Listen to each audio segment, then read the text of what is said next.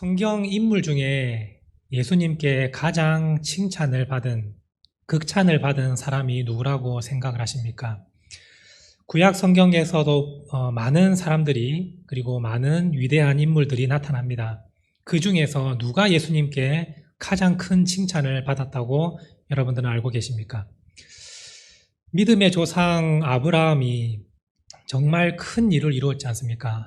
보이지 않는 그때에, 아무도 하나님을 섬기지 않을 그때에 하나님의 말씀을 따라서 자신의 아버지와 가정과 친척의 그 땅을 떠나서 하나님께서 지시하신 땅으로 간 사람이 아브라함입니다.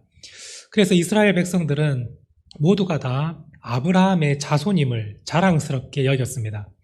그렇다면 예수님께서 아브라함을 가장 훌륭하다고 칭찬을 하셨을까요? 아니면 이스라엘 백성이 노예 가운데에 고통받고 있을 때에 그들을 애굽에서 인도하여 자유의 땅, 가나안 땅으로 인도한 그런 모세를 가장 예수님께서 칭찬을 하셨을까요? 아니면 이스라엘 지역에, 이스라엘 나라에 전무후무한 그러한 전성기를 이끌었던 다윗을 예수님께서 가장 칭찬하셨을까요? 여러분들은 누가 예수님께 가장 칭찬을 받았다고 생각을 하십니까? 성경을 보시면 예수님께서 가장 훌륭하다고 칭찬을 한 사람은 바로 세례 요한입니다. 마태복음 11장 11절 상반절 말씀을 한번 보시길 바랍니다. 함께 읽겠습니다. 내가 진실로 너희에게 말하노니 여자가 낳은 자 중에 세례 요한보다 큰 이가 일어남이 없도다. 예수님께서 진실로 너희에게 말하노니 여자가 낳은 자 중에 세례 요한보다 큰 자가 없다라고 말씀하셨습니다. 이것을 유진 피터슨은 이렇게 더 쉽게 설명을 해주고 있습니다. 이 세상에서 역사상 가장 훌륭했던 사람은 세례 요한이다 라고 예수님께서 말씀하셨다, 이렇게 표현을 하고 있습니다. 구약에서 그렇게 유명하고 존경받을 만한 사람이 무수히 많음에도 불구하고 예수님은 세례 요한이 이 세상에서 가장 훌륭한 자다라고 예수님은 극찬을 하셨습니다. 과연 이 세례 요한의 어떠한 삶을 예수님께서 보시고 그를 극찬하셨는지 오늘 우리가 말씀을 통해서 혹시 내가 부족한 점이 있다면 이 세례 요한의 삶을 내가 본받아서 나도 그러한 삶으로 인해서 내가 천국에서 예수님께 최고의 칭찬을 받는 우리 모든 성도님들 되시기를 바랍니다. 오늘 세례 요한의 삶을 우리 모두가 실천하고 따라가고 있습니다. 아마 여러분 중에서는 이 세례 요한의 삶을 정확하게 따라 실천하며 사는 분도 계실 것이고, 또 어떤 분은 한두 가지가 아직은 부족한 분도 계실 것입니다. 만약 그렇다면 내가 부족한 부분을 오늘 말씀으로 채워서 내가 그 말씀을 내 삶에 적용을 해서 오늘 우리도 예수님께 칭찬을 받고 예수님의 그 기뻐하심을 우리가 스스로 느낄 수 있기를 바랍니다. 세례 요한이 극찬을 받은 그의 삶의 첫 번째는 바로 그가 예수님을 증언하는 삶을 살았기 때문입니다. 오늘 말씀 28절 말씀을 보시길 바랍니다. 함께 읽겠습니다. 내가 말한 바 나는 그리스도가 아니요 그의 앞에 보내심을 받은 자라고 한 것을 증언할 자는 너희니라. 세례 요한은 처음 사역을 시작할 때부터 그의 사역을 마치는 날까지 끝까지 예수님을 증언한 사람입니다. 그가 빈들에서 하나님의 말씀을 듣고 그리고 세상 가운데 나와서 하나님의 말씀을 전할 때에 거기 있던 수많은 사람들이 세례 요한에게 나왔습니다. 그의 말씀을 듣고 싶어서 수많은 사람들이 구름대와 같이 몰려들었습니다. 그때 세례 요한이 항상 했던 말이 있었는데 그것이 바로 메시아를 증언하는 일이었습니다. 사람들은 이 세례 요한이 혹시 메시아가 아닌지 오해할 만큼 세례 요한의 인기는 날로 커져갔습니다. 세상 어느 위인 중에서 그 사람이 하나님이 보내신 메시아인가 그리스도인가 이런 오해를 받은 사람이 누가 있습니까? 세례 요한이 유일합니다. 세례 요한은 그만큼 사람들에게 인정을 받고 존중을 받았는데, 그러나 세례 요한은 그 상황에서 자신을 드러내거나 자신의 하고 싶은 말을 전하지 않았습니다. 오직 예수님, 오직 메시아만을 그는 선포하며 전했습니다. 내 뒤에 오시는 이는 그가 하나님의 아들이시다. 그분은 나보다 능력이 훨씬 많으시다. 그분은 하나님의 어린 양으로서 세상을 구원하실 분이시다. 이러한 메시지를 끊임없이 이 세례 요한은 전했습니다. 자, 막상 예수님께서 이제 사역을 시작하시자 사람들은 전부 다 예수님께로 몰려갔습니다. 왜 그랬을까요? 세례 요한이 계속해서 예수님을 전하고 그분은 능력이 있고 나는 그분의 신발끈도 풀기를 감당하지 못하는 그런 하찮은 사람이다 라고 계속해서 전하니까 이 사람들이 예수님에 대해서 궁금해했을 것입니다. 대체 이 세례 요한도 대단한데 그 뒤에 오시는 분은 얼마나 대단하시고 그분은 어떤 분이실까? 사람들이 궁금해하는 것입니다. 그러자 세례 요한이 바로 저분이 내가 말한 그분이다. 그러자 자기한테 왔던 그 수많은 사람들이 다 빠져나갔습니다. 다 예수님께로 나간 것입니다. 자기에게 온 사람들은 이제 몇 명 되지 않습니다. 좀 전까지만 해도 내가 메시아는 아닐까 이러한 존경을 받았던 나였는데 이제 나는 아무런 사람이 나를 찾지 않습니다. 그럼에도 불구하고 세례 요한은 끝까지 저분이 메시아이시다. 저분이 너희를 구원할 예수 그리스도시다. 이 메시지를 전했습니다.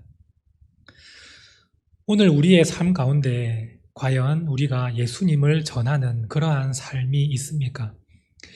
우리가 사람을 만났을 때 그 사람이 나를 통해서 예수님을 궁금해하고 예수님을 만나고 싶어하는 그러한 마음이 생기게 우리는 살아가고 있습니까? 세례 요한은 그렇게 살았습니다. 나를 만나는 모든 사람들마다 예수님이 궁금해지고 예수님을 만나보고 싶어 할 만큼 세례 요한은 예수님만 증언했습니다. 그랬더니 예수님이 나타나시자 모든 사람들이 다 그리로 간 건 아니겠습니까? 그런데 우리는 세상 사람들을 만날 때마다 나를 자랑합니다. 돈을 자랑합니다. 자녀들을 자랑합니다. 이렇게 내가 가진 것을 자랑하고 세상적인 것을 자랑할 때 나를 만나는 사람들은 그 누구도 예수님을 떠올리지 않습니다. 예수님이 궁금해하지도 않고 성경을 읽고 싶은 마음도 생기지 않습니다. 그냥 나만 드러나고 끝나는 것입니다. 그런데 우리가 오늘 이 세례 요한의 삶을 본받아서 만나는 사람에게 예수님이 어떤 분이신지, 예수님이 내 삶을 어떻게 변화시켰는지, 예수님께서 내 이런 어두웠던 그 면을 어떻게 밝게 바꾸셨는지 그 메시지를 사람들에게 전할 때마다 사람들은 대체 예수님이 어떤 분이실까? 나도 그 예수님을 한번 만나보고 싶다라는 마음이 들게 될 것입니다. 내가 하나님의 말씀을 전하고 내가 은혜를 전하고 예배를 전할 때 나를 만나는 사람들이 나도 성경 한번 읽어보고 싶다. 나도 저 교회 한번 나가보고 싶다. 나도 예배 한번 드려보고 싶다. 이런 마음이 생기게 될 것입니다. 예수님은 그러한 삶을 사는 여러분들의 마음을 깊이 헤아리시고 예수님은 기뻐하시고 여러분들의 삶을 극찬해 주실 것입니다. 이것이 세례 요한이 살았던 첫 번째 삶의 모습이었다라는 것입니다. 두 번째입니다. 두 번째 세례 요한이 극찬받았던 삶은 29절 말씀입니다. 우리 함께 읽겠습니다. 신부를 취하는 자는 신랑이나 서서 신랑의 음성을 듣는 친구가 크게 기뻐하나니 나는 이러한 기쁨으로 충만하였노라. 오늘 말씀 26절 말씀에 보시면 세례 요한의 제자가 세례 요한에게 와서 모든 상황을 설명해 줍니다. 스승님, 지금 스승님을 따랐던 모든 사람들이 다 예수님께 갔습니다. 이제 우리에게 남아있는 사람은 없습니다.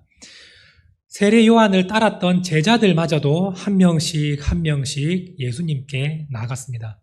세례 요한의 그 삶은 자신도 선지자이고 하나님의 말씀을 전하는 자인데 이제 세례 요한의 메시지를 들으려고 하는 사람은 거의 없어졌습니다. 모두가 다 예수님께 갔기 때문입니다. 그러자 세례 요한의 제자가 불평이 일어납니다. 우리 스승님이 잘 돼야 나도 이름이 좀 높아질 건데 우리 스승님이 갑자기 꼬꾸라지시니까 내가 그 제자라는 게 너무 싫은 거예요. 그래서 불평불만으로 이렇게 얘기합니다. 26절의 말씀에 보시면 선생님과 함께 요단 강편에서 정언하시던 이가, 그리고 그분을 또 말씀하실 때 선생님이 증언하시던 바로 그 사람, 이렇게 표현하고 있습니다. 분명히 세례 요한은 예수님을 통해서 그분이 메시아시다, 그분이 구원자이시다, 그분이 예수님이시다라고 전했지만 이 세례 요한의 제자는 그것이 못마땅한 거예요. 그래서 예수님이라고 이야기하지 않고 선생님이 증언하시던 그 사람, 이렇게 낮잡아 보면서 표현을 하고 있는 것입니다. 그러나 이런 가운데 세례 요한은 이 말씀에 대해서 이 얘기를 듣고 세례 요한은 오늘 29절 말씀에서 이렇게 말씀합니다. 신랑이 신부를 취하는 자이고 신랑의 친구는 그것을 보며 기뻐하는 자다라고 말합니다. 결국 세례 요한은 나는 신랑이 아니다, 내가 주인공이 아니다, 주인공은 오직 예수님이시다, 나는 그 예수님을 보고 기뻐하는 자, 나는 그 예수님만 봐도 기쁨이 충만하다, 이렇게 표현을 하였습니다.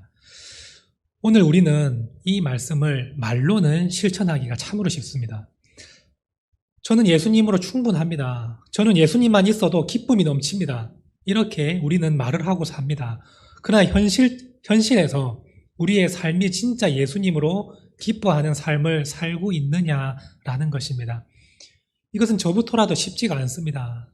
예수님으로 충분하다고 얘기하지만 나에게 물질이 부족하고 내가 하던 계획들이 잘 안 되면 근심이 생기고 슬픔이 생깁니다. 예수님으로 인해 기쁘다고 말하지만 내 마음속은 이미 슬픔으로 가득 차 있습니다.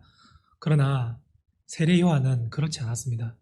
나에게 있는 사람들이 다 떠나가고 나를 찾아오는 사람이 한 명도 없어도 나는 예수님이 잘 되는 그것만으로 나는 기쁨이 충만하다, 예수님만으로 충분하다는 그 말을 실천하며 살았습니다. 오늘 우리도 그것이 너무나 어렵지만 그것을 실천하며 살 수 있기를 바랍니다.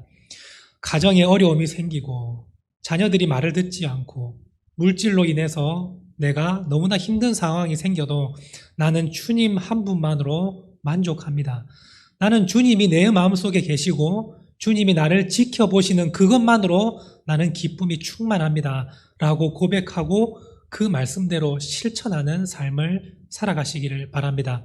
그러면 우리 주님께서 여러분들의 그 따뜻한 마음, 그 주님을 생각하는 마음, 주님으로 인해서 기뻐하는 그 마음을 정말 기뻐하시고 여러분들과 늘 항상 동행해 주실 것입니다.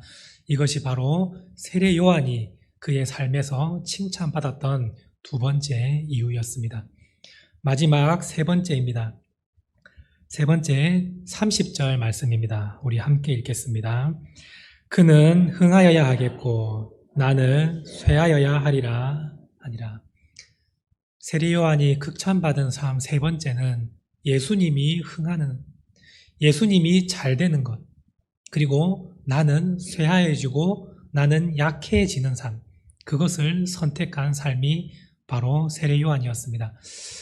보통 사람들은 예수님도 잘 되고 나도 잘 되는 그러한 길을 원합니다. 그래서 우리는 끊임없이 그것을 기도합니다. 나도 주님을 위해서 일하고 주님도 나에게 은혜를 주셔서 나도 잘 되고 그러면 주님도 좋고 나도 좋은 그러한 삶을 우리는 선택하기를 바랍니다. 그런데 이 세례 요한은 그렇지 않았습니다. 비록 내 삶이 쇠하여지고 내 삶이 약해지고 보잘것없는 삶까지 내려간다 하더라도 주님만 높아지면 나는 그것으로 충분합니다 라고 고백한 사람입니다. 이러한 것을 실천하기가 너무나도 어렵습니다. 우리는 끊임없이 주님을 이용해서라도 내가 복을 받기를 원하는 삶이 우리의 삶 아니겠습니까? 그런데 세례 요한은 그렇지 않았습니다. 내가 비록 쇠하여지더라도 주님께서 영광을 받으실 수 있다면 나는 얼마든지 쇠하여질 수 있습니다. 나는 얼마든지 망하는 길도 선택할 수 있습니다 라고 고백한 사람이 세례 요한이었습니다. 초대교회 성도들이 바로 이러한 마음을 가지고 사는 사람들입니다. 그들은 목숨도 아끼지 않았습니다. 내가 주를 위해 죽는다, 기꺼이 죽겠다. 내가 주님을 위해서 내 모든 삶 기꺼이 바치겠다 라고 나아갔던 사람들입니다. 그때 로마로부터 그렇게 극심한 박해와 핍박을 받았음에도 불구하고 기독교는 계속해서 흥왕했습니다. 예수님의 이름은 계속해서 높아졌습니다. 그들의 삶을 통해서 로마 전체가 기독교로 바뀌는 놀라운 역사가 일어났습니다. 만약 그 사람들이 거기서 내가 쇠하해지는 삶을 선택하지 않고 내가 흥행해지는, 내가 더 잘되는 그 길을 선택했다면 어떻게 되었을까요? 오늘 우리 주님은 우리가 쇠하해지고 내가 약해지고 내가 망하는 그 길을 선택할 때에 오늘 주님의 이름은 높아지실 것입니다. 내가 주님을 위해서 시간을 투자하고 내가 주님을 위해서 물질을 투자하고 내가 남들보다 쉬지 못하고 내가 남들은 편히 쉴 때 나는 내 시간을 들여서라도 주님을 위해서 헌신하고 나아갈 때에 그 삶이 바로 주님은 흥하게 하는 삶, 그리고 나는 쇠하해지는 삶을 선택하는 바로 성도들인 것입니다. 오늘 우리 성도들 가운데에서 내가 주님을 위해서 물질로 그리고 시간을 들이며 내 열정을 들이며 에너지를 들이며 주를 위해 헌신하는 많은 분들이 계십니다. 그분들을 우리 주님께서는 얼마나 기쁘게 바라보고 계실까요? 주님의 이름을 높여드리기 위해서 내가 쇠하여지는 삶, 그 삶을 선택하고 나아간 그 사람을 우리 주님께서는 극찬하시고 너무나 기뻐하실 것입니다. 그리고 우리를 천국에서 만났을 때에 바로 세례 요한에게 주셨던 이 칭찬을 오늘 여러분들께도 예수님은 극찬을 해 주실 것입니다. 오늘 우리가 세례 요한의 삶을 한번 나누어 봤습니다. 우리가 이 중에서 지금까지 실천하는 삶도 있고 그리고 해보려고 노력했지만 실패했던 그러한 부분도 있을 것입니다. 그런데 오늘 이 말씀을 다시 한번 생각하시면서 다시 한번 묵상하시면서 나도 오늘 이 순간부터는 내가 어디에 있든지 누구를 만나든지 예수님을 증언하는 삶을 살아서 그 사람이 예수님만 보게 하고 그 사람이 예수님께 나아오기를 갈구하는 그러한 마음을 심어주겠다는 그러한 다짐을 하며 살기를 바라고, 또한 두 번째로 내가 예수님 한 분만이면 나는 충분합니다. 내 삶이 지금은 처절하고 내 삶이 지금 기쁨이 될 만한 것이 아무것도 없지만 주님께서 나와 함께 하시고 내 마음속에 계신다는 그 사실 하나만으로 나는 기쁨으로 살겠다라고 결단하는 삶이 되시기를 바라고, 마지막으로 주님은 흥하게 하고 나는 쇠하게 되는 그러한 삶을 선택할지라도 주님만 높아진다면, 주님의 이름만 영광을 받으실 수 있다면 나는 얼마든지 망하는 삶, 쇠하는 삶도 거뜬하게 나아가겠다고 다짐하는 우리 모든 성도님들 될 때에 지금 우리 예수님은 여러분들의 그 결단을 기뻐하시고 여러분들에게 극찬을 하시고 싶어하는 그 마음을 우리 모든 성도님들이 헤아려 받으시는 그러한 귀한 오늘 말씀이 되기를 간절히 바랍니다. 함께 기도하시겠습니다. 사랑의 하나님, 감사합니다. 오늘 우리를 불러주시고 주님께 예배드리게 하심에 감사를 드립니다. 이 세상의 많은 사람들은 자기를 자랑하고 자신을 드러내고 또한 내가 가진 것으로 기뻐하고 슬퍼하며 괴로워하지만 우리 믿음의 사람들은 이제 예수님 한 분만으로 기뻐하고 예수님이 나와 함께 하신다는 그 사실로 인해서 늘 항상 기쁨이 충만한 삶을 살 수 있도록 도와주옵소서. 우리의 마음속에 이러한 기쁨이 넘칠 때에 누구를 만나든지 간에 주님을 증거하고 주님을 증언하는 삶이 되게 하여 주시고, 내가 주님의 이름을 높여드리고 내 삶은 쇠하여진다 하더라도 내가 기꺼이 그 삶을 선택해 나아갈 때에 우리 모든 성도님들 주님께 극찬을 받는 삶이 될 수 있도록 하나님 역사하여 주옵소서. 오늘 우리 주님께서 우리 성도님들의 마음을 헤아려 주시고 이렇게 다짐하고 살기로 마음먹은 우리 모든 성도들의 마음에 주님께서 기쁨을 충만하게 하여 주셔서 이 마음 변하지 않고 오직 주님만 바라보며 주님께 영광 올려드리는 귀한 삶이 되게 하여 주시옵소서. 감사드리며 예수님의 이름으로 간절히 기도드립니다. 아멘.